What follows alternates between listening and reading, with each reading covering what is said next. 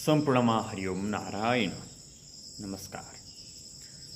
ओम बलम विद्या च विप्राणम राज्ञम सैन्य बलम तथा बलम वित्तम च वैश्यानम शूद्राणम शिल्पकारिता।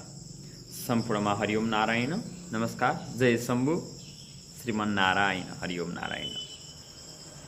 आज हामी प्रत्यक्ष प्रसारण ज्योतिष दर्शन मा हामी जोडिसकेका छौँ। तपाईसँगै आजको हाम्रो यो भेट भइसकेको छ। शुभ बिहानी सम्पूर्णमा। अब आजको हाम्रो विशेष हामीले ज्योतिषको मानिसको भाग्य खुल्ने कस्ता सङ्केतहरू छन् त ती हामीले 8वटा सङ्केत आज हामीले तपाईको प्रत्यक्ष सामु लिएर आइसकेका छौँ सम्पूर्ण भक्तजनहरूको लागि। सम्पूर्ण हाम्रो फेसबुक, टिकटक, युट्युबमा जोडिनु भएका साथीहरूको लागि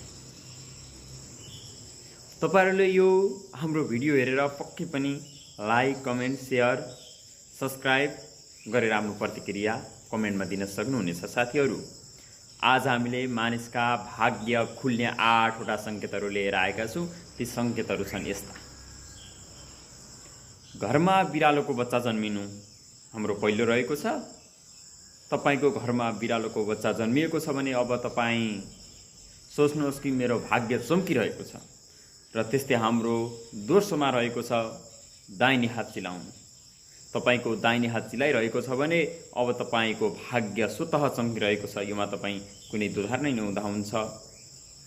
र तेस्रो नम्बरमा रहेको छ गल्तीले उल्टो कपडा लगाउनु। तपाईले अचानक भुलमा उल्टो कपडा लगाउनु भएको छ भने तपाईको भाग्य स्वतः चम्किरहेको छ। र त्यस्तै 4मा रहेको छ सपनामा सेतो सर्प देखिनु। तपाईले सपनामा सेतो सर्प देख्नु भएको छ भने पनि तपाईको भाग्य एकदम तीव्र गतिमा चल्दैछ। र 5औं स्थानमा रहेको छ वर्षाको समयमा घाम देखिनु।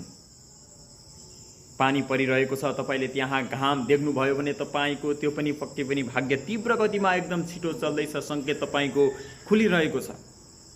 त्यस्तै 6औं स्थानमा रहेको छ घरमा लगातार कालो कमिला आउनु। तपाईको घरमा कालो सानो कमिला आइरहेको छ भने पनि सोच्नुहोस् तपाईको भाग्य बलियो हुँदै तीव्र गतिमा चलिरहेको छ।